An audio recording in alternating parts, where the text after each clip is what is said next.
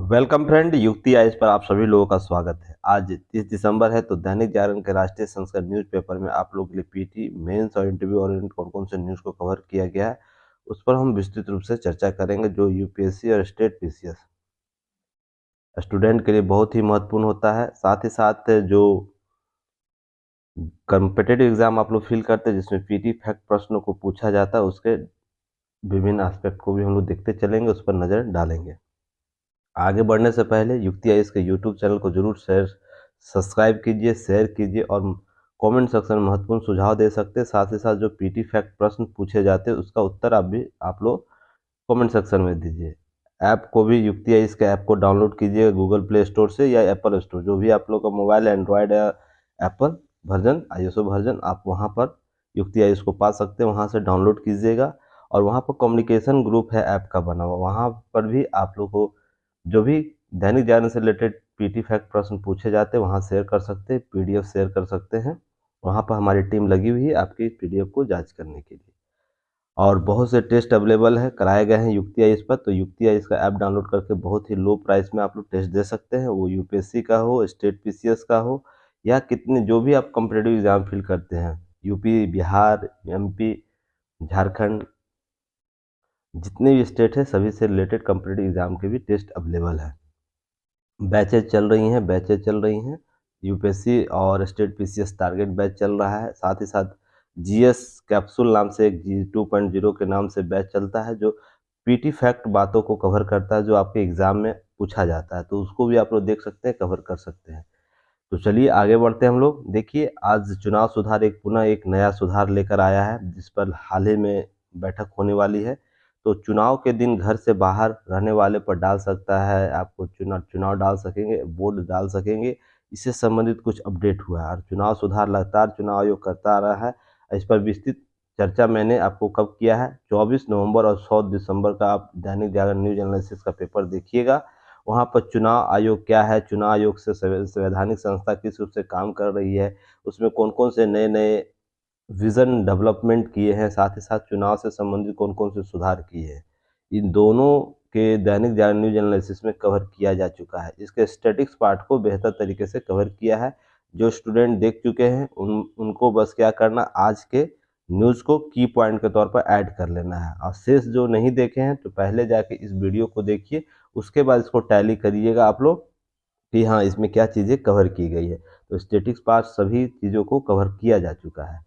तो आज के न्यूज़ में जो आपको टॉपिक कवर करेगा, यूपीएससी के जीएस पेपर 2 संवैधानिक संस्थाएं और चुनाव सुधार से संबंधित। और जो भी स्टेट पीसीएस के स्टूडेंट है वो क्या करेंगे, अपने अपने जीएस के पार्ट से इसको टैली करेंगे इस टॉपिक को। तो आगे बढ़ते हम लोग हैं, देखते हैं। देखिए इसमें क्या हुआ है कि लगातार एक सवाल बन रहा था कि सभी लोग तो चुनाव देते ही हैं, जो प्रवासी भारतीय है जो भारत में रह रहे हैं, अर्थात एक राज्य से जो एक राज्य से दूसरे राज्य में जाकर निवास करते हैं, या किसी कारणवश शादी विवाह जैसे आयोजनों या रोजी रोजगार के सिलसिले में कई बार लोग क्या करते हैं, चुनाव के दिन अपने घरों के दूर रहते हैं। इसके चलते वो चुनाव या मतदान नहीं कर पाते हैं। जहाँ वे जाते हैं उस जगह की मतदाता सूची में उनका नाम दर्ज नहीं होता और ये वोट नहीं डाल पाते। यह बहुत बड़ा समस्या चुनाव आयोग के सामने और जिसके कारण वोट प्रतिशतता हमेशा कम रहती है। लगभग हर साल पिछले आम चुनाव का आंकड़ा रखा जाए तो लगभग 67% के आसपास ही वोट हुआ था। तो ये लगभग इतनी जनसंख्या, बहुत सी जनसंख्या होती है, जो मान लीजिए कोई यूपी का आदमी हो, बिहार का आदमी हो, या तो किसी स्टेट महाराष्ट्र का आदमी हो, अपने रोजगार से संदर्भित या तो किसी नौकरी पेशा या किसी प्रकार शादी विवाह के कारण वो एक स्टेट से दूसरे स्टेट में रहता है। मान लीजिए साउथ का कोई व्यक्ति यहाँ पर रहेगा, नॉर्थ में किसी कारणवश रह रहा है, चुनाव के दिन मान लीजिए अभी आज चुनाव है वहाँ पर कर्नाटक में, मान लीजिए चुनाव आज के दिन, तो यह आज के दिन मान लीजिए किसी कारण से यहाँ है, तो ये जो कर्नाटक में चुनाव हो रहा है वो नहीं वोट दे पाएगा। रीज़न इसके पीछे ऐसा कोई व्यवस्था है ही नहीं। अरे इस तरह के बहुत से अवसर देखने को मिलता है और इसकी संख्या लगभग 1-2 हज़ारों में नहीं है, लाखों करोड़ों में रहता है। तो करोड़ों की संख्या में ऐसे लोग रहते हैं उस दौरान। इसी समस्या निदान पाने के लिए एक नया कॉन्सेप्ट चुनाव आयोग के द्वारा लाया गया और ये बहुत ही कारगर साबित होगा अगर इसके सारे एस्पेक्ट अगर बेहतर होंगे और सभी सुरक्षा के मानकों पर तय होंगे, तो यह कदम देखिए कदम यह है ना, चुनाव आयोग में लोकतंत्र में लोगों की भागीदारी को बढ़ा देगा। यह बहुत ही महत्वपूर्ण है। तो इसके लिए क्या करना होगा, देखिए क्या करेगा चुनाव आयोग, बात कर रहा है कि ऐसे मतदाताओं चुनाव में भागीदारी बढ़ाने के लिए क्या करेगा, निर्वाचन आयोग महत्वपूर्ण कदम उठाए, जिसमें M3 इलेक्ट्रॉनिक वोटिंग मशीन। देखिए ये एग्जाम में आप लोगों को पूछा था ना, बीपीएससी के शायद पीसीएस में यह एग्जाम पूछा जा चुका है क्वेश्चन। ये इलेक्ट्रॉनिक मशीन का कौन सा वर्जन आपको उपयोग किया जा रहा है। देखिए इसी तरह से न्यूज आप लोग पढ़िएगा ना, तो इसका पीटी फैक्ट भी आप लोग को कवर हो जाएगा। अब ध्यान है आपको रखना कितना कवर होता है। तो इस मशीन में संशोधित संस्करण के रूप में रिमोट इलेक्ट्रॉनिक वोटिंग मशीन तैयार किया जा रहा है, अर्थात रिमोट सेंस से चलने वाला इलेक्ट्रॉनिक मशीन, जो उस मान लीजिए कोई बूथ ऐसा होगा जहां से आप वोट दे सकते हैं और उस बूथ पर इनका काउंटिंग हो जाएगा। ऐसी व्यवस्था एंड्रॉयड वर्जन में आ सकता है, या देखिए क्या विकल्प आता है। अभी विश्वास बस ये रखना है कि अभी रिमोट इलेक्ट्रॉनिक वोटिंग मशीन के तहत ये तैयार करेगा। इसका डेमो आपको जो भी हमारी पार्टियां हैं, देखिए 8 राष्ट्रीय पार्टी है और 57 राज्य स्तरीय दलों के सामने रिमोट ईवीएम का प्रदर्शन करेगा 16 जनवरी 2023 को। 16 जनवरी 2023 को इसका आपको डेमो देगा, जो हमारे 8 राष्ट्रीय पार्टी है। तो क्वेश्चन में आप लोग बताइए कि हमारे 8 राष्ट्रीय पार्टी कौन कौन है, और सबसे नवीनतम राष्ट्रीय पार्टी कौन है, उसका चुनाव चिन्ह क्या है, साथ ही साथ उस वो किन किन राज्यों में अर्हताओं को प्राप्त करके आपको अर्हताएं प्राप्त करके ये राष्ट्रीय चुनाव चिन्ह का दर्जा प्राप्त किया है। अब मेंस का क्वेश्चन आप लोग लिखिएगा एक, कि 150 शब्दों में लिखना है, ज़्यादा लंबा चौड़ा नहीं लिखना, आप लोगों को लंबी चौड़ी बातों को नहीं करना है। चुनाव आयोग को निर्वाचन से संबंधित या निर्वाचन चिन्ह देने से संबंधित राष्ट्रीय पार्टी से संबंधित कौन कौन सी शक्तियां हैं, कैसे वो अर्हताएं निर्धारित करता है। अर्थात किसी को राष्ट्रीय दल का दर्जा प्राप्त करना है तो उसको अर्हताएं क्या है। तो ये प्रश्न का उत्तर आप लोग को 150 शब्दों में देना है। राजनीतिक दल या राष्ट्रीय दल दर्जा प्राप्त करने के लिए अर्हताएं क्या हैं, चुनाव आयोग के द्वारा किन किन आदर्शों को पालन किया जाता है। तो चलिए इसके संदर्भ में आंसर आप लोग कम्युनिकेशन ग्रुप जो है ऐप का वहाँ पर सेंड कीजिएगा। आप लोग जो भी लोग अभी तक ऐप डाउनलोड नहीं किए युक्ति है, इसका डाउनलोड कर लीजिए, बिल्कुल फ्री होता है, या आप लोग इसे ज़रूर देख सकते हैं। तो अगर पिछले आम चुनाव में लगभग 67.4% ही मतदान हुआ था, 30 करोड़ अधिक मतदाता क्या हुए थे, वोटिंग नहीं डाल सकते। सबसे बड़ी समस्या सोच के लीजिए, देखिए 30 करोड़ जनसंख्या वोट नहीं डाल रहा, और किसी न किसी कारण इन सभी का कारण किसी न किसी रूप से यही हुआ करता था, लगभग यही हुआ करता था कि मान लीजिए वोट यहाँ हो रहा, रहते वो लोग कहीं और थे, तो जिसके कारण ये वोट नहीं थे। यही समस्या का निदान करने के लिए चुनाव आयोग इस प्रकार की प्रक्रिया लाएगा। जो आंतरिक प्रवास, अच्छा जो प्रवास कर रहे हैं, प्रवास जो या प्रवासी जिनको बोला जाता है राज्य के अंदर, प्रवास ही संदर्भ में जो एक राज्य से दूसरे राज्य में अपने रोजगार या किसी कारणवश रह रहे हैं, तो इसके संदर्भ में 85% हिस्सा राज्यों के भीतर ही रहता है। ध्यान रखिएगा, आंतरिक जो प्रवास होता है राज्यों के भीतर ही होता है। इसके संदर्भ में रिमोट वोटिंग सुविधा के मामले में प्रवासी मतदाताओं को अपने मताधिकार या मतदान प्रयोग करने के लिए गृह जिला जाने की जरूरत नहीं होगी। समझिए, ईवीएम अर्थात एक विकल्प दिया जाएगा जिसके आधार पर वो वहीं से ही वोट दे सकेंगे। 72 विभिन्न निर्वाचन क्षेत्रों में मतदान करा सकता है एक रिमोट बूथ से, मतलब 72 विभिन्न निर्वाचन क्षेत्रों का मतदान करा सकता है। एक नया संशोधित रूप आ जाएगा, इससे और भी बेहतर कैपेसिटी बढ़ेगी ईवीएम का। तो ये सब चीज़ें हैं ना, चुनाव आयोग लगातार करता है, ऐसा नहीं कि ये नया है। और मैंने आपको 2000 पूर्व से पहले चुनाव सुधार क्या क्या हुए और 2000 बाद जो अब वर्तमान तक क्या चुनाव सुधार हुए, उस पर विस्तृत चर्चा आपको कर चुका हूँ। तो आप लोग उसे जाके वीडियो को देखिएगा, उसके सारे एस्पेक्ट आपको समझ में आ जाएंगे। इसी तरह देखिए, घरेलू प्रवासी जो है, प्रवासियों को प्रभाषित करने, आदर्श आचार संहिता लागू करने, मतदान की गोपनीयता, मतदाताओं की पहचान, पोलिंग वोटिंग एजेंट सुविधा आदि, रिमोट मतदान प्रक्रिया, मतगणना आदि चुनौतियों को उल्लेख करते हुए ये चीज़ें सभी दलों को एक पत्र लिखा है कि इस पर हम लोग कैसे काम कर सकते हैं। चुनाव आयोग ने जो भी राष्ट्रीय पार्टी है और आपको जो राज्य स्तरीय पार्टी है दर्जा प्राप्त है, उन सभी को क्या किया, 57 राज्य स्तरीय दलों को 16 जनवरी को इन्वाइट किया है। आप लोग आइए, इस पर हम लोग विचार करेंगे। और आयोग अपेक्षित कानूनों के बदलाव प्रशासनिक तंत्र 31 जनवरी 2023 को लिखित विचार देने का अनुरोध भी किया है कि साथ ही साथ आप लोग 31 जनवरी 2023 तक इस पर अपना लिखित विचार दीजिए कि आप क्या सोचते हैं, इस प्रकार के विकल्प लाना चाहिए या इसके पॉजिटिव और नेगेटिव पॉइंट क्या होने चाहिए, सभी पर विचार ला रही है। तो ये बहुत बेहतर कदम होगा, ध्यान रखिएगा। आप एक क्वेश्चन और बताइए कि आदर्श आचार संहिता कब से लागू किया गया है? लागू किया गया है, क्या इसकी संवैधानिक व्याख्या है या विधिक व्यवस्था है? तो इसके संदर्भ में आप स्पष्ट कीजिए चीजें, ठीक ना। चलिए अब देखिए, जैसे ही आया तो या इस पर जो कांग्रेस है, जो महत्वपूर्ण पार्टी है, उनके जो कुछ महासचिव हैं जयराम रमेश, उनके द्वारा बोला गया कि प्रवासी नागरिकों को कहीं से भी मतदान की सुविधा देने के लिए निर्वाचन आयोग ने रिमोट इलेक्ट्रॉनिक वोटिंग मशीन तैयार की। इसके संदर्भ में उन्होंने बोला है कुछ प्रश्न चिन्ह अभी ही उठा दिए, बिना देखे हुए, समस्याओं को समझे हुए कि क्या लेकर आ रहा है चुनाव आयोग, उस पर बिना विचार किए ही, उसके सभी पहलुओं को बिना जाने हुए अभी ही सवाल उठा दिए हैं कि ईवीएम मशीन पर प्रश्न चिन्ह है। गुजरात में चुनाव संदेह जताने के साथ साथ रिमोट ईवीएम में अपनी अभी प्रश्न चिन्ह लगा दिया है। ऐसा माना जा रहा है कि अन्य विपक्षी दल भी निर्वाचन के सामने इस प्रकार के असहमति जता सकते हैं। मैंने आपको पहले भी बताया था, इंडिया में एक्चुअली है क्या ना, आपको मैं बताता हूँ। केवल एक सेकंड, कलर में चेंज कर दो। इंडिया में एक्चुअली है क्या, समस्याओं का है ना बस तोड़ीकरण किया जाता है, अर्थात उसको तोड़ मरोड़ के प्रस्तुत किया जाता है। अब यहाँ देखिएगा, एक चीज आपको मैं बता रहा हूँ कि राजनीतिक चलन इतना बुरा हो चुका है वर्तमान समय में कि अगर हार होती है ना, तो क्या करना, अपने पर दायित्व नहीं लेना है, दूसरे के सर पर दायित्व डाल देना है, जिससे है ना अपने जो कर्तव्य है चुनाव के प्रति, लोकतंत्र के प्रति, मतदाताओं के प्रति, या तो जो पार्टी कार्यकर्ता उसके प्रति से ना जवाबदेहिता को हटा लेना। सीधे बोल देना कि सिस्टम खराब है। सिस्टम क्यों खराब है ये नहीं समझना है। और साथ ही साथ अगर जहाँ जीत जाते हैं तो वहाँ अपनी वाहवाही लेंगे।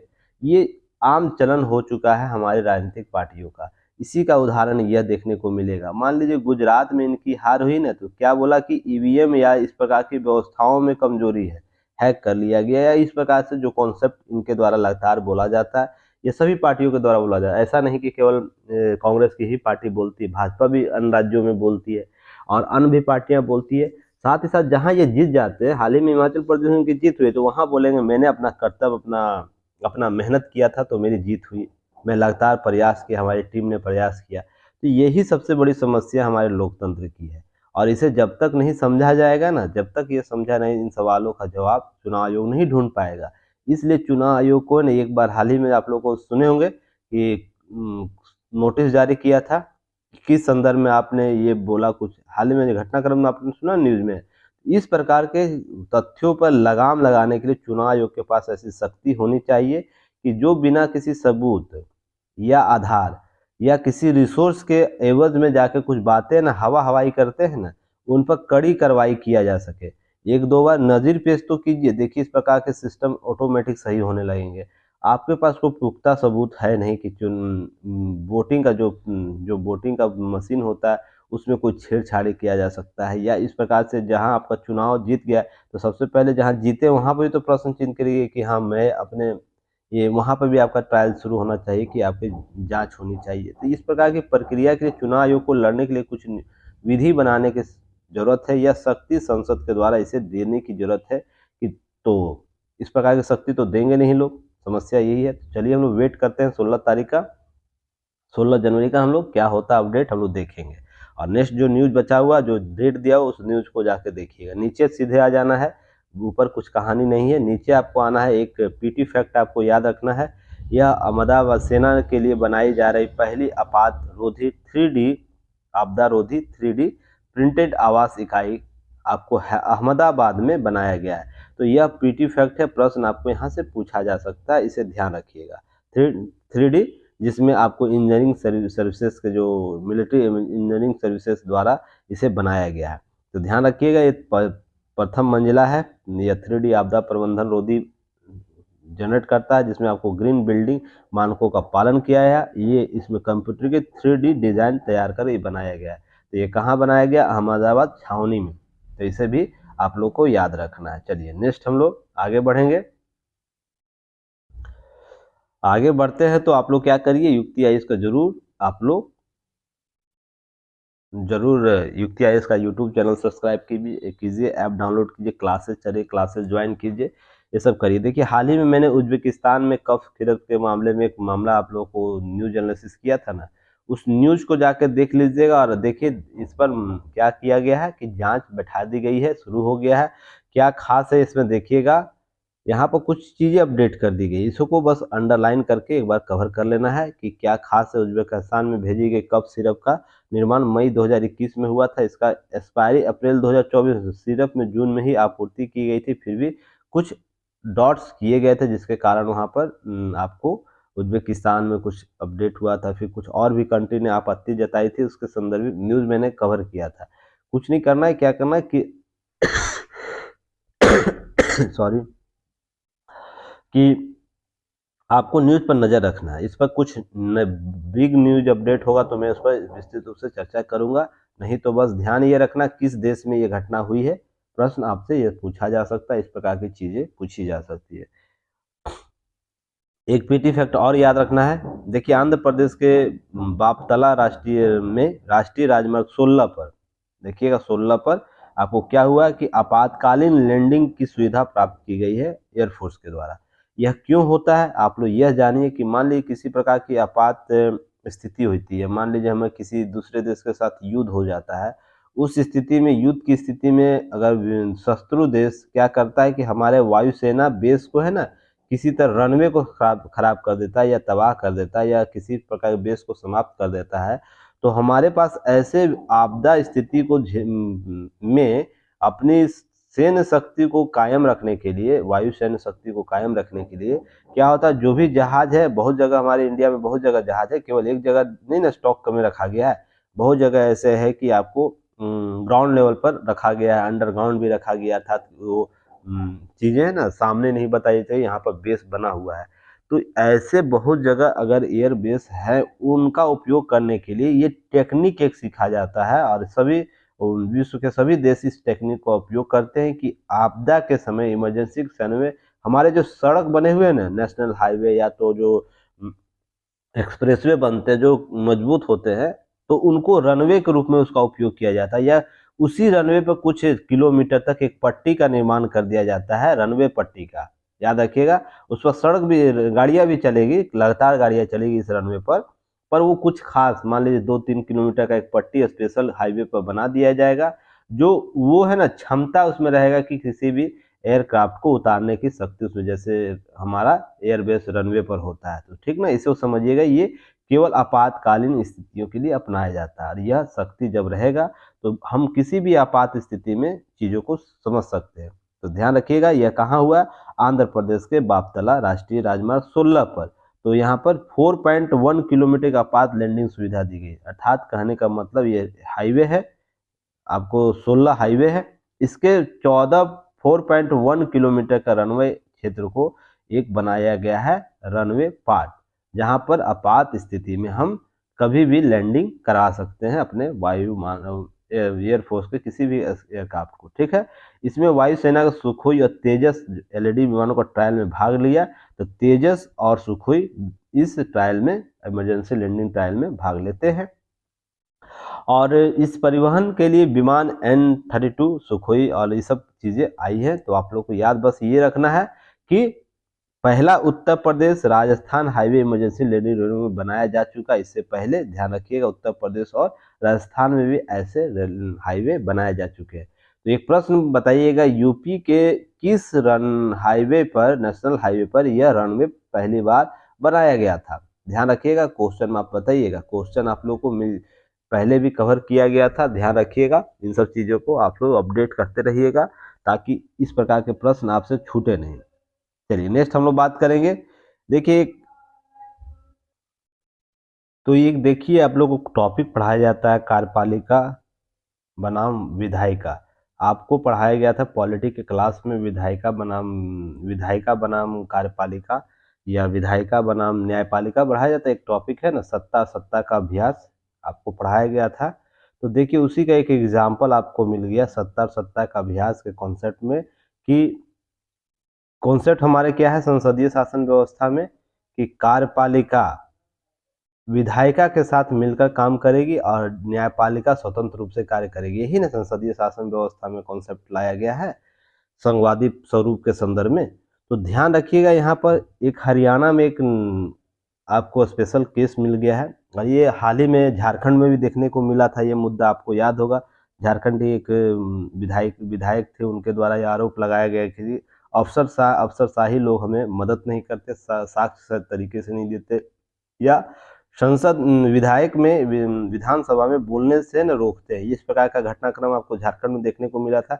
सेम घटनाक्रम को हरियाणा में मिला, हरियाणा विधानसभा में। तो ध्यान रखिएगा इस प्रकार के प्रश्न आपको एग्जाम में पूछे जा सकते हैं, इसलिए ट्रिपल स्टार लगाइए। लगातार ऐसी घटनाएं देखने को मिल रही है, तो आप मान के चलिए कि आने वाले एग्जाम में ये इससे प्रश्न आपको होंगे मेंस एग्जाम में। तो क्या प्रश्न हो सकता है, जैसे कार्यपालिका को विधायिका के संदर्भित किया गया, मिलजुल कर काम करता है, फिर भी इसका आचरण वशिष्ठ क्यों हो जाता है, वशिष्ठ या विशिष्ट क्यों हो जाता है, ये प्रश्न आपको पूछा जा सकता है इस प्रकार से प्रश्न को बनाकर। इसी में देखिए बात है कि क्या किया गया है कि हरियाणा विधानसभा 3 दिवसीय शीतकालीन सत्र में एक मुद्दा उठा, जिस पर लेकिन सत्र के दौरान राज्यसभा में अफसरशाहों के द्वारा हावी होने के विधायकों का आरोप लगाया, पूरी मजबूत कर साथ बल मिला। इसके कारण क्या था, देखिए कुछ घटनाक्रम ऐसा घट गया कि 3 मंत्री वहां के हैं, 3 मंत्री हैं, कमल गुप्ता, अनिल विज और कंवर पाल गुर्जर ने क्या कि उनके द्वारा कुछ मांग की गई थी, जो विधानसभा है पक्ष विपक्ष की, तो विपक्ष द्वारा कुछ मांग की थी, इनके द्वारा जवाब मांगा दिया जा रहा था। तो अफसर लोगों के द्वारा क्या किया गया कि डाटा गलत दे दिया गया, तो जिससे इनकी किरकिरी हुई विधानसभा में। तो विधानसभा स्पीकर ने क्या किया है कि एक विधानसभा स्पीकर के द्वारा इस पर मुख्यमंत्री मोहन लाल और विधानसभा स्पीकर डॉक्टर ज्ञानचंद गुप्ता के द्वारा नाराजगी व्यक्त की गई है, और इनको है ना तलब किया गया। इसके 4 अधिकारियों को बर्खास्त करने की बात, निलंबित करने की बात की जा रही है, निलंबित करने की बात करें, 2 के खिलाफ चार्जशीट करने की बात कर रही है। तो इस प्रकार की घटना आपको देखने को मिलेगा। और ये एक्चुअल होता है क्या है, सत्ता और सत्ता के अभ्यास के टर्मोलॉजी मैंने आप लोग को पढ़ाया है पॉलिटी की क्लास में, वही टर्मोलॉजी आपको याद रखना है। सत्ता के अभ्यास में ये चीजें आपको देखने को मिलेगा। जिसको सत्ता प्राप्त हुआ है वो हमेशा सत्ता का अभ्यास करना चाहेगा, उसी में जो ज़्यादा सर्वशक्तिशाली रूप से स्पष्ट होगा उसकी लॉबी रहेगी और वो सिस्टम में काम करेगा। तो आप उस चीज़ें से कवर कर लीजिएगा, बाकी सब चीज़ें आपको याद रखना केस स्टडी के तौर पर। सेम आपको हरियाणा झारखंड दोनों जगह मिलेगा। तो मैं उम्मीद करता हूँ आप सब ये सब चीज़ों को समझे होंगे। चलिए नेक्स्ट हम लोग बात करेंगे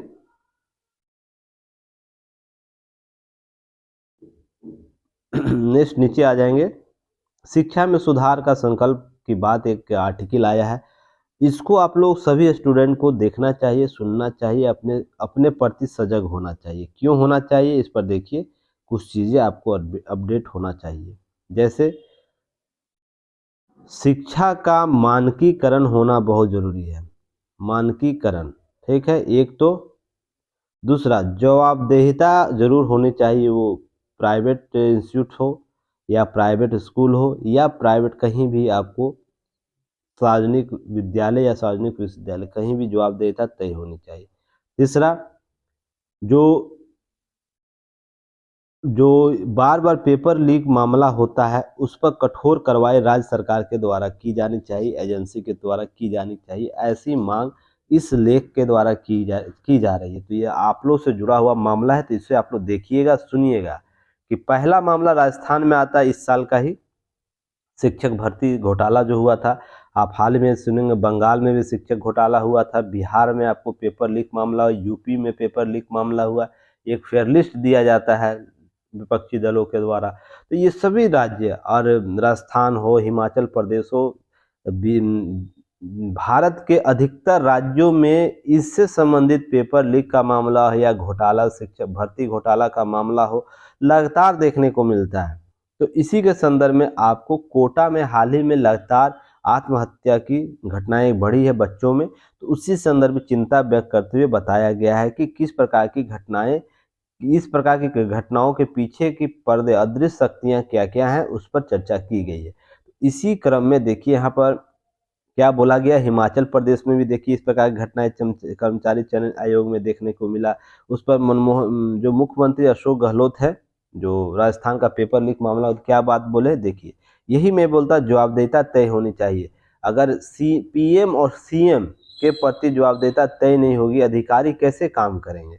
अब बताइए कि जो सीएम हैं उनके द्वारा, माननीय सीएम के द्वारा क्या बोला गया, अशोक गहलोत जी के द्वारा बोला गया कि वह बात दोहराते हुए कि जांच होगी और दोषियों को बख्शा नहीं जाएगा, लेकिन इस बार तो उन्होंने यहाँ तक कह दिया कि दूसरे राज्यों में भी तो ऐसा ही होता रहता है, तो क्या किया जा सकता है। देखिए ध्यान यहाँ देने के वाले, तो आप सिस्टम में क्यों आप खड़े हैं, तो आप भी त्याग पत्र दे दीजिए ना, नैतिकता के बल पर। अगर कुछ नहीं कर पाते, आपके पास कुछ ऐसी एजेंसियां नहीं है। ये सारे राज्यों के मुख्यमंत्रियों का यह जवाब हो गया है। क्या कहेगा, हाल ही में देखिए बीएसएससी का मामला हुआ था, बीपीएससी का मामला हुआ था, आप लोग देखते होंगे, पेपर आउट हो गया था, पेपर लीक हो गया था। तो मामला देखिए वहाँ क्या हुआ। हालांकि देखिए समस्या यहाँ ये नहीं है कि पेपर लीक हो रहा है, जांच हो रहा है और उसके लिए रद्द करके पुनः एग्जाम ले, ये आपको तो करना ही करना है। पर सवाल यहाँ है कि आप इस सिस्टम को कैसे हैंडल कर रहे हैं। अब देखिए बीपीएससी के मामले में 2 से 3 महीना हो गया, कोई भी बड़ी मछलियों को पकड़ा नहीं गया, खाना पूर्ति किया गया।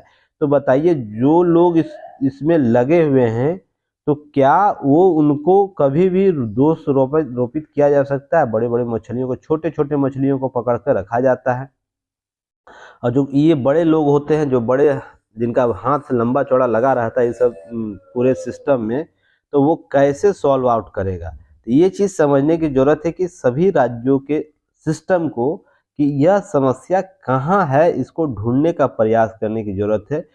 और उसमें सभी चीज़ों को है ना, तो इन सब चीज़ों को ध्यान में रखते हुए क्या करना है, ध्यान में ये रख के करना है कि हम जवाबदेहिता को कैसे तय करेंगे। इसके लिए पूरा सीएम से लेकर आधिकारिक तंत्र नीचे तक को जवाबदेही तय करनी चाहिए। और मुझे ये नहीं समझ में आता इस दौरान सुप्रीम कोर्ट और हाई कोर्ट क्या करते हैं।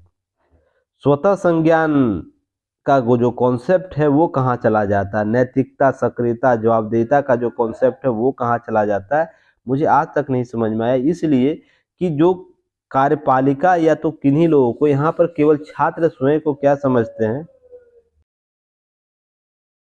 यहाँ पर केवल छात्र स्वयं को ठगा महसूस करते हैं। इस प्रकार किसी भी मामले में लेके चलिए तो यहाँ पर छात्र संगठन भी कहीं न कहीं कमजोर है। सभी राजनीतिक पार्टियों के साथ छात्र संगठन है, वो कभी जो सवाल जवाब नहीं करता, क्योंकि उनको उन्हीं पार्टियों से फंडिंग होता है। तो एक स्वतंत्र निष्पक्ष आपको एक छात्र संगठन का अभाव देखने को मिलता है, और इसमें लोगों का सहयोग, छात्रों का सहयोग भी नहीं होता है। जैसे कि आप देखिए मामला बिहार या यूपी में, ऐसे बहुत से छात्र संगठन है जो स्वतंत्र रूप से काम करते, किसी भी राजनीतिक पार्टियों से मिलजुल कर काम नहीं करते, तो उनका सवाल जायज होकर सिस्टम में आता है। तो समझ के देखिएगा कि उसको कितने लोग सपोर्ट करते हैं। मान लीजिए बिहार का ही एग्जाम्पल हम लेते हैं, अन्य राज्यों को इसको जोड़ के देखिएगा। बिहार का ही राज्य हम एग्जाम्पल लेते हैं, हाल ही में दिलीप कुमार है ना, दिलीप कुमार जी, वो मेरे अच्छे फ्रेंड है, समझिएगा, यहाँ पर चीज़ों को समझिएगा। वो, उनके द्वारा लगातार है ना आंदोलन किया जाता है, और स्वतंत्र रूप से आज तक किसी इनके आंदोलन में कभी भी देख रहे हैं कि कोई राजनीतिक पार्टियां या राजनीतिक समर्थन दिया हो गया होगा, ये साफ इनकार करते हैं।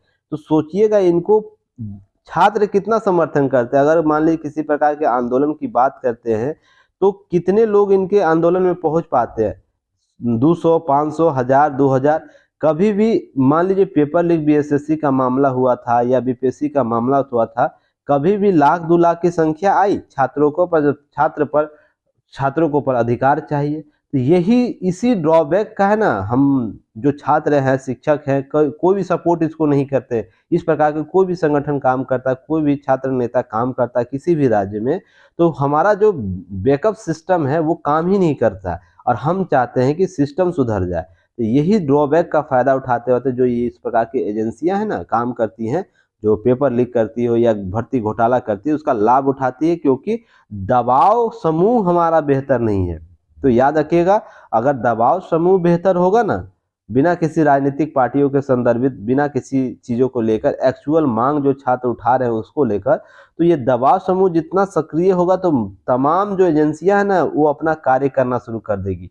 एक बार बिहार के सड़कों पर, यूपी के सड़कों पर एक बार जितने भी लोग हैं, संस्थान है, जो सरकारी एजेंसियां इस प्रकार घोटाले कर रही हैं, उसके एजेंसी के सामने लाख 2 लाख की संख्या में पहुंचिए तो देखिए क्या बदलाव आता है। तुरंत सीएम हो, सीएम कोई भी हो, सीएम नीतीश कुमार हो, सीएम आपको योगी जी हो, योगी सरकार जो आपको बोला जाता है, अर्थात फिर राजस्थान की सरकार हो, हरियाणा की सरकार हो, हिमाचल प्रदेश की सरकार हो, उसकी पैर के नीचे से जमीन खिसक जाएगी, क्योंकि वोट संख्या इनको दिखने लगेगा तुरंत, और वोट संख्या जहां डैमेज दिखेगा वहां पर तुरंत काम होने लगेगा। तो ध्यान यही रखिए। साथ ही साथ कोचिंग संचालकों की भी बात की गई है। अब देखिए यहाँ पर बड़े बड़े कोचिंग संस्थान क्या करते हैं, यहाँ पर सवाल किया गया उनका, वो भी समझने की जरूरत है। कल मैं आप लोग से ले रहा था, आप लोग को याद होगा, तो एक बच्चा जो गुजरात था वो क्या बोला था, याद है ना आप लोग सभी को, कि वहाँ केस स्टडी के तौर पर उसे समझिए उनके द्वारा क्या बोला जा रहा था। गुजरात के एक स्टूडेंट जो थे परमार जी, उनके द्वारा क्या बोला जा रहा था कि हमें बड़े बड़े कोचिंग संस्थानों से फोन आ रहा है और उसके द्वारा क्या बोला जाता है कि हम ही सर्वश्रेष्ठ है ना, मेरे यहाँ से टॉपर 5 निकला है, टॉपर 10 निकला है, टॉपर 25 निकला है। तो टॉपर 25 निकला है तो क्या वो बड़े बड़े 10 संस्थानों में उनका बैनर पोस्टर लगा रहता है, तो क्या वो 10 जगह पढ़े, इसका मतलब वो स्टूडेंट, तो उससे बड़ा बेवकूफ तो कोई नहीं होगा ना। पर एग्जाम यूपीएससी और स्टेट पीसीएस के एग्जाम में वो टॉपर है। तो सोच के देखिए किस प्रकार से दिग्भ्रमित किया जाता है, और सरकार इस प्रकार से इस प्रकार के न्यूज, फेक न्यूज पर कोई नियम कानून नहीं बनाए हुए, या संचालक जो है, कोचिंग संचालक, इस पर कोई आपको ठोस कदम या जवाबदेहिता के साथ नहीं काम करते। इससे कितने छात्र मिसगाइड होंगे और जो करना चाहते एक्चुअल वो कर नहीं पाते। समस्या समझिएगा। तो यही चीज सभी को समझने की जरूरत है, और यही आपको बताया गया है यहाँ पर कि नकल या तो इस प्रकार से जो भी किए उसके जवाबदेही कौन तय करेगा, उसके संबंध में कहाँ तक जुड़े हैं, पहुंच क्या है, इसके तमाम सवाल जवाब सार्वजनिक दायरे की सरकार बेखबर आंख मूंदे रखी है। जवाबदेहिता कौन तय करेगा, इससे संबंधित प्रश्न उठाता है। साथ ही साथ देखिए कोचिंग संचालकों के अभिभावकों की बढ़ती निर्भरता। अब मान लीजिए 299 में आप लोगों को टेस्ट सीरीज दे रहा हूँ, फिर भी आप लोगों को टेस्ट सीरीज क्या है, टेस्ट सीरीज आप सोचिएगा नहीं। 499 में यूपीएससी का टेस्ट सीरीज, आप एक बार टेस्ट सीरीज जाकर देखिए, बड़े बड़े कोचिंग संस्थान भी वही दे रहे होंगे, ठीक ना। पर आपको जाना है बड़े बड़े संस्थानों में जहाँ पर पोस्टर बैनरों का होड़ लगा हुआ है, लोग जवाबदेता कोई 2 सेकंड आपसे बात तक करने के लिए उनके पास समय नहीं है, फिर आप जाइएगा। और अभिभावक का भी ये रहता है कि बड़े बड़े संस्थानों में जाएं, लाख रुपया दे, उसके बाद नहीं होता सिलेक्शन तो उस बच्चे पर दबाव डालते हैं और बच्चे बाद में आत्महत्या करते हैं। ऐसी घटना होती है ना। तो इसके पीछे के टर्मिनोलॉजी को समझिए, क्रोनोलॉजी को समझिए, और इस प्रकार की घटनाओं को न हो तो जवाबदेहिता स्वयं से आकलन कीजिए कि बेहतर काम कौन कर रहा है, बेहतर तरीके से चीज़ों को कैसे कवर किया जा सकता है। संसाधन कम है तो संसाधन कम से भी आपको प्राप्त हो सकता है। बस अंतर क्या है कि अब आपको चीज़ों को समझने और क्षमताओं के निर्माण के लिए आपके पास समझ होनी चाहिए कि हाँ मैं ये चीज़ें कर सकता हूँ, देख सकता हूँ। चलिए नेक्स्ट हम लोग बात करेंगे। देखिए आलेख यही स्पष्ट करता है ना कि आप सजग हो और समझदार हो। परिस्थितियों के बीच कम से कम न्यूट्रल व्यू तो रखिए। बाकी जो चीज़ें करनी है कर सकते हैं, आप स्वतंत्र हैं। जिनके पास खूब पैसा है, अरबों खरबों रुपया है, उसको क्या जरूरत है सब चीज़ों में पढ़ना। देखिए देश में साइबर जो अपराध है उससे संबंधित कुछ संसार करने वाले आंकड़े आए हैं, उसको जरूर पढ़ना चाहिए।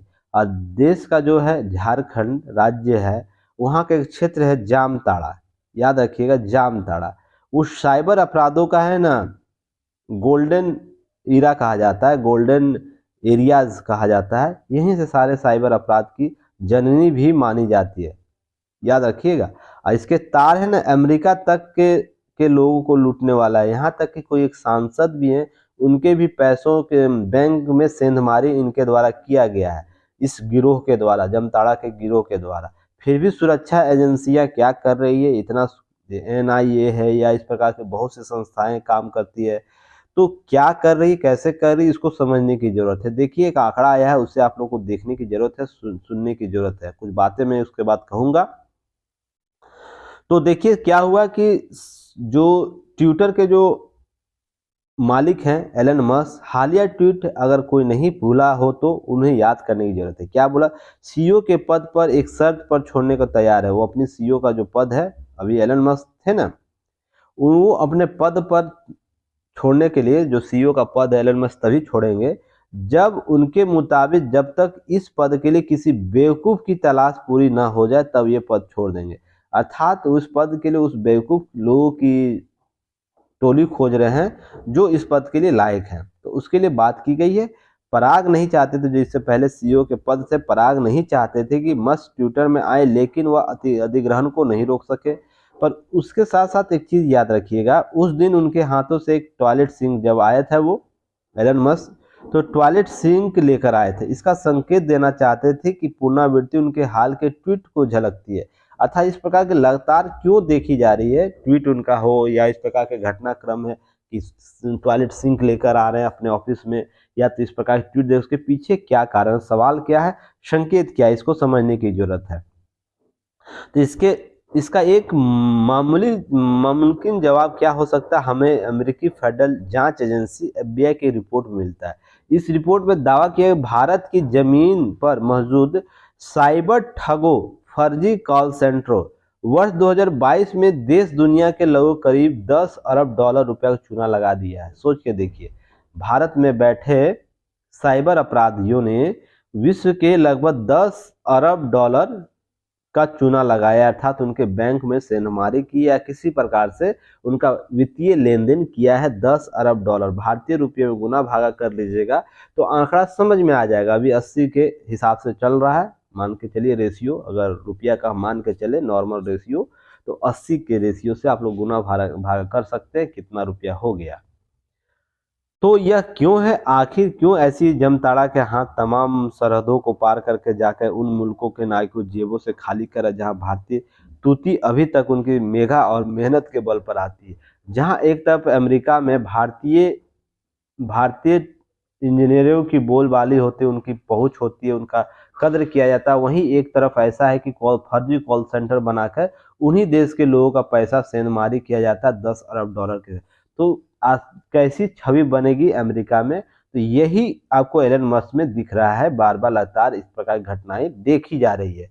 तो यहाँ पर देखिए क्यों कहा जा रहा है, क्योंकि देखिए पराग को कितना रुपया दिया जा रहा है, 232 करोड़ के आसपास दिया गया, या तो सुंदर पिचई को कितना रुपया दिया जा रहा है, उससे कहीं अधिक इन 9 सीखियों के द्वारा, क्योंकि ट्रेंड है ना, IIT से करके गोल्ड मेडलिस्ट लोग हैं, अपने क्षेत्र में महारत हासिल किए हुए, फिर भी इन ठगों के द्वारा जो नॉन ग्रेजुएट होते हैं, ग्रेजुएट होते हैं, या कोई इस प्रकार के विशेष डिग्री हासिल नहीं की जाते, फिर भी 10 अरब डॉलर का आपको ये लोग सेंध मारी मारा। तो इसका मतलब इनसे ये बेवकूफ हुए ना, ये ज्यादा तेज हुए ना, तो इसलिए कॉन्सेप्ट बोला जा रहा है कि हम उस बेवकूफ की तलाश कर रहे हैं, जब हमें मिल जाएगा तो CEO का पद दे देंगे, इतनी बड़ी राशि हम क्यों देंगे। तो ये टर्म समझिएगा, इसलिए ये चीजें आपको ध्यान में रखनी चाहिए।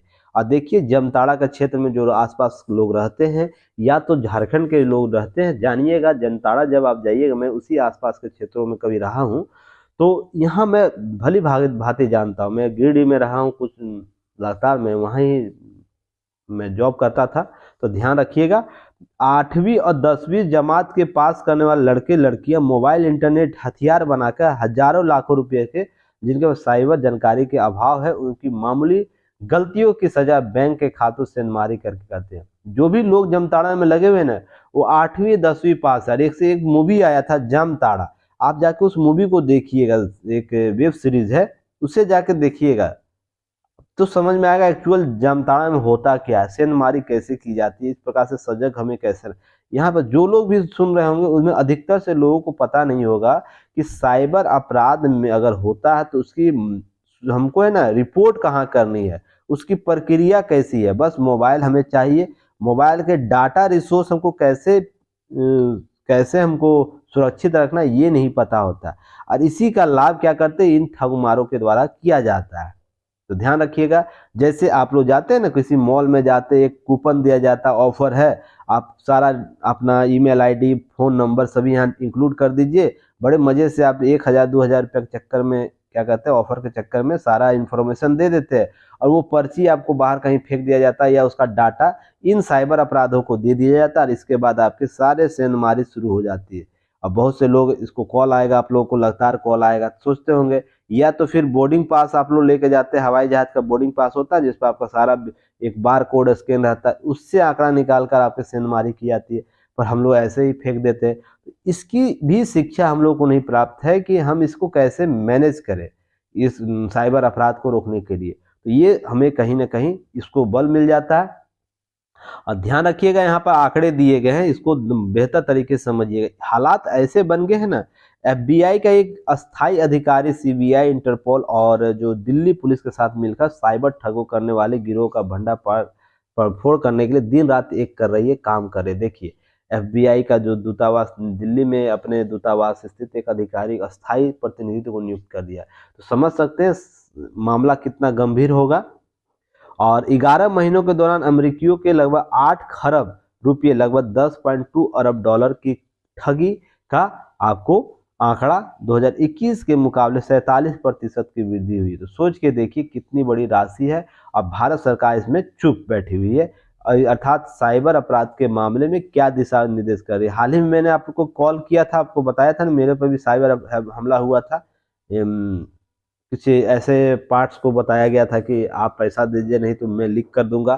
तो ये देखिए पर्सनल डाटा कहीं से निकालता है, लोग एक दूसरे के नॉर्मल आपके डाटा को देखेगा फेसबुक से, व्हाट्सएप से, या तो ग्रुप में बहुत जगह आप लोग को हो जाएगा, वहां से निकालेगा और आपको कॉल करेगा।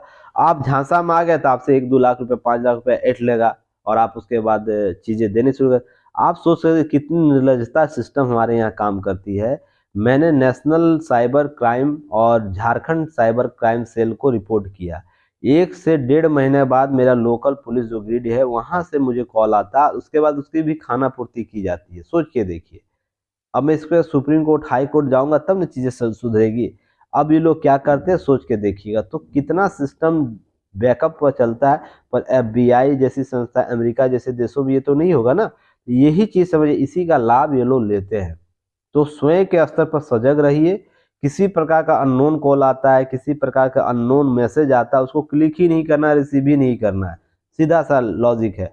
और आप लोग है ना ये भी ट्रू कॉलर भी डाउनलोड करते हैं तो वो भी सोचिए, वो भी कहीं आपका डाटा इधर से उधर करता है, इसलिए ध्यान रखिए, ये सब चीज़ों से बच के रहिएगा, इन सब चीज़ों से सजग होने की जरूरत है, नहीं तो बहुत बड़ी सेंधमारी के शिकार हो जाइएगा। साइबर सेल के रूप में आपको कोई सपोर्ट सिस्टम, बस कागजी चीज़ों पर डेवलपमेंट है। मैं कागजी चीज़ों पर ही, मैं आपको क्या बोलता हूँ हमेशा कागजी चीज़ों पर हमेशा सिस्टम काम कर रहा है, धरातल स्तर पर काम नहीं करना। मान लीजिए मैं जिस दिन दिया था उसके ही 24 आवर के दिन मेरे सिस्टम में काम करना चाहिए था, एक्टिव होकर मोड नहीं है। संसाधन डेवलप कीजिए, हमसे टैक्स क्यों लेते हैं आप लोग, सरकार हमसे टैक्स क्यों लेती है। इस प्रकार की समस्याएं जब भी किसी आम नागरिक होता है तो उसके न्यूनतम हरास हो, उसका न्यूनतम क्षति हो, और उसके जो करने वाले लोग हैं उसको दंड दिया जाए, ऐसा दंड नजीर पेश दंड किया आगे आने वाले लोग उससे संबंधित जो लोग हैं एक बार करने से डरे।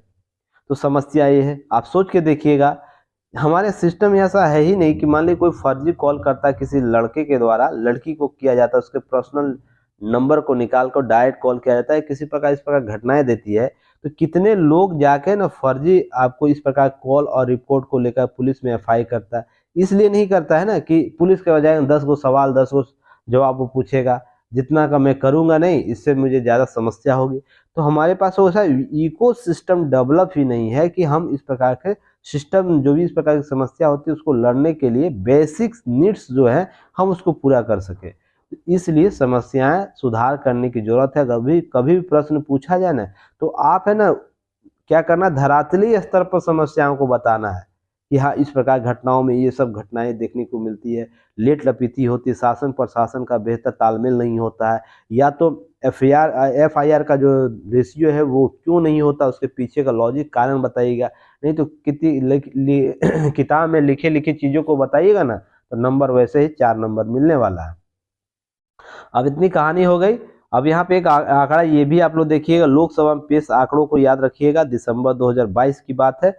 2020 से 22 के बीच लगभग 16 लाख से ज़्यादा साइबर अपराध की शिकायतें आई है, जिनमें 32,000 से ज़्यादा मामले एफआईआर दर्ज हुई है। इन शिकायतों के एवज में कभी कभी कार्रवाई भी होती है। लिखिए यहाँ पे लिखा हो कभी कभी, ये संसद में बोला गया है, सोच के देखिएगा तो हमारा सिस्टम कैसे काम कर रहा है।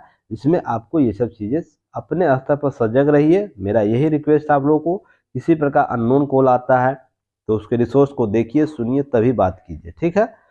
आपको यहाँ याद रखना है कि ये जो टॉपिक है सुरक्षा, जो यूपीएससी का 3rd पेपर है, सूचना प्रौद्योगिकी साइबर अपराध साइबर सुरक्षा, उससे टॉपिक को कवर करेगा। तो सरकार की पहल आप लोग देख लीजिए, क्या है सरकार की पहल, कुछ कुछ उसे याद रखिएगा।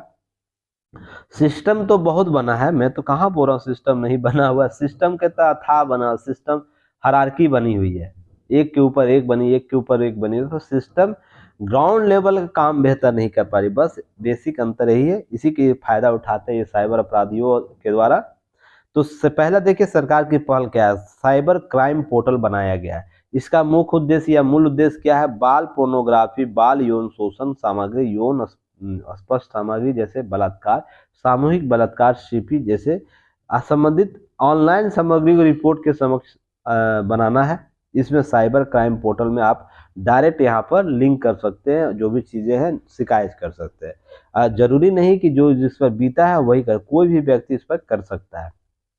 और इसके बारे में कितने लोगों को पता है, आप लोग मैसेज में ड्रॉप कीजिएगा तो मैं भी जानूं कितने सजग लोग हैं। नहीं तो मैं फिर सवाल जवाब बहुत सा चीज़ करूंगा आप लोग से कम आप लोगों को सजग होना चाहिए। भारतीय साइबर अपराध समन्वय केंद्र, जिसे I4C बोला जाता है, वो गृह मंत्रालय के द्वारा I4C और CIS डिजाइन किया गया डिवाइस 7 स्तंभों के माध्यम से साइबर अपराधों की रोकथाम को नियंत्रित करता है। जैसे साइबर अपराध आपराधिक रिपोर्ट पोर्टल है, साइबर अपराध खतरा विश्लेषण इकाई है, साइबर अपराध प्रशिक्षण केंद्र है। फिर साइबर अपराध आपको जघन्य अपराध जो करता है उसके संदर्भ में आपको बना हुआ है पोर्टल। साइबर अपराध अनुसंधान और नवाचार केंद्र डेवलप किए गए हैं। राष्ट्रीय अपराध पारिस्थितिकी और तंत्र प्रबंधन इकाई डेवलप की गई है। और राष्ट्रीय साइबर अपराध फॉरेंसिक प्रयोगशाला भी है, जिसके 7 आधारों पर है ना साइबर अपराधों को पकड़ने के लिए कार्य किया जाता है। पर वही होता है कि आपको $10 अरब का आपको सेंधमारी हो जाती है। फिर भी ये 7 इकाइयाँ कैसे काम कर रही है, ये सरकार के लिए प्रश्न चिन्ह है, एजेंसियों के लिए प्रश्न चिन्ह है, उनकी काबिलियत पर प्रश्न चिन्ह है, सोच के देखिएगा। चलिए नेक्स्ट हम लोग बात करेंगे सर्ट इन, याद रखिएगा, India computer emergency response team, इसको याद रखिएगा। यह साइबर सुरक्षा के लिए भारतीय राष्ट्रीय एजेंसी जो सर्ट इन देश की साइबर सुरक्षा निपटने के लिए प्रगति के लिए सरकारी नेटवर्क पर साइबर अपराधों के हमलों से गतिविधियों पर नजर रखती है। अर्थात कहने का मतलब जितने भी साइबर अपराध होंगे उससे संबंधित जो एक एजेंसी काम करती है, जिस पर नजर रखती है, लगातार नजर रखती है, समन्वय स्थापित करते हुए साइबर सुरक्षित भारत का संदर्भ याद रखिएगा। इलेक्ट्रॉनिक और सूचना प्रौद्योगिकी मंत्रालय, इसके मंत्री कौन है, इसका आंसर आप लोग दीजिएगा। जिसका मुख्य उद्देश्य क्या, भारत से मजबूत साइबर सुरक्षा पारिस्थितिकी तंत्र स्थापित करना, इकोसिस्टम डेवलप करना। साइबर सुरक्षित भारत का एक कॉन्सेप्ट है। यह डिजिटल इंडिया सरकार के विजन को स्पष्ट करता है, ध्यान रखिएगा। आपको ये भी डिजिटल इंडिया, तो डिजिटल इंडिया प्रोग्राम कब भारत में आया, इस प्रश्न का उत्तर आप लोग कमेंट सेक्शन में दीजिएगा। वर्तमान में डिजिटल इंडिया संदर्भित कौन कौन से हालिया घटनाक्रम हुआ अर्थात प्रगति हुई है, ये भी आप लोग बता सकते हैं। आंकड़े कुछ आए थे तो वो भी आप लोग बता सकते हैं, ठीक है। फिर राष्ट्रीय ई गवर्नमेंट डिवीजन का प्रमुख आयाम है, ये भी काम करता है, जो ये जो आपको राष्ट्रीय जो सॉरी साइबर सुरक्षित जो भारत है उसमें आपको राष्ट्रीय ई गवर्नमेंट डिवीजन है उसके साथ मिलकर काम करता है। साइबर स्वच्छता आपको याद रखना, ये भी एक कॉन्सेप्ट है जिसमें आपको ये प्रश्न पूछा जा सकता है। यह इलेक्ट्रॉनिक और सूचना प्रौद्योगिकी मंत्रालय के तहत स्थापित किया गया है। इसका मूल उद्देश्य यह है ना कि साइबर संक्रमण हो, अर्थात जैसे बॉटनेट होता है, जैसे आपके मैसेज बॉक्स में देखते हो कुछ लिंक आता होगा, उस जैसे लिंक को ना ट्रैक करना है कि यह किस प्रकार के फर्जी है। मान लीजिए आप यूट्यूब पर आते हैं, कुछ ऐसा लिंक आता है, पोर्नोग्राफी का लिंक आ जाता है या इस प्रकार से लिंक आ जाता है जहां पर बॉटनेट का प्रयोग किया जाता है, कोडिंग का प्रयोग किया जाता है, उसको पता लगाने के लिए, उसका जानकारी प्राप्त करने के लिए यह साइबर सुरक्षा केंद्र स्थापित किया गया है, जो उपयोगकर्ता के लिए सुरक्षित साइबर स्पेस बनाना है इसका मुख्य उद्देश्य। तो ये सब टर्मोलॉजी यूज होता है, आपसे प्रश्न में पूछ सकता है, तो ध्यान रखना, ये सब कवर कर लेना है। नेक्स्ट है देखिए, जल्द ही भारत एफटीए करेगा दो देशों के साथ, जिसमें आपको इंग्लैंड भी हो सकता है और इंग्लैंड प्रक्रिया चल रही है ब्रिटेन में, और कनाडा के साथ हो सकता है। तो ये दो देश है जहां पर जल्द 2023 में अपेक्षा है कि आपको द्विपक्षीय संबंध एफटीए के संदर्भ में बातें हो सकती है।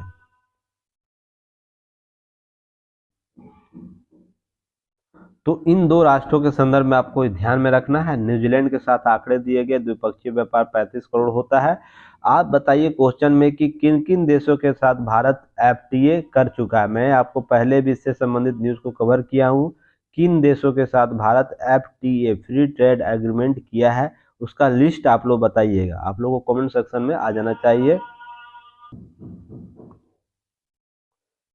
तो इसके साथ ही साथ आपको ये भी न्यूज याद रखना है कि देखिए यहाँ एक न्यूज नीचे भी है कि भारत साइप्रस रक्षा सैन्य संगठन सहयोग समझौते पर हस्ताक्षर किए हैं। तो ये भी पीटी फैक्ट के रूप में प्रश्न पूछ सकता है कि किस देश के साथ भारत ने रक्षा और सैन्य सहयोग पर एमओयू हस्ताक्षर किया है। तो साइप्रस याद रखिएगा, साइप्रस भी आपको प्रश्न पीटी फैक्ट के रूप में पूछ सकता है। इसी के साथ आज का दैनिक जागरण न्यूज एनालिसिस समाप्त होता है। वीडियो आप लोगों को 12 बजे तक अपलोड हो जाएगा, तो आप लोग इसे जरूर देखिएगा और इसको लाइक शेयर सब्सक्राइब कीजिए। जो भी प्रश्न पूछे जाते हैं उसका उत्तर दीजिएगा, ताकि आप लोग आंसर इम्प्रूवमेंट कर सके। और जो कोर्सेज चलाई जा रही है उसका लाभ लीजिए। जो भी बैचेज हो रही हैं, आपको यूपीएससी स्टेट पीसीएस बैचेज हो, या तो जीएस कैप्सूल का सीरीज हो, या तो DCA daily current affair series हो, टेस्ट सीरीज है, तो सभी में आप लोग भाग लीजिए और अपना लो प्राइस में अर्थात कम मूल्य पर अधिक ज्ञान प्राप्त कीजिए, अधिक चीजें प्राप्त कीजिए। अब सोच के देखिए कि आपको है ना 1999 रुपया में लगभग 8182 टेस्ट अवेलेबल कराया गया है। अब इससे सस्ता क्या हो सकता है, सोच के देखिएगा। आपके 1 रुपये चॉकलेट से भी कम राशि यहाँ रखी गई है। अब इससे सस्ता क्या हो सकता है, सोच दिए, आकलन देखिए, स्टैंडर्ड देखिए, जाके चीज़ों को समझिएगा। चलिए, धन्यवाद, जय हिंद।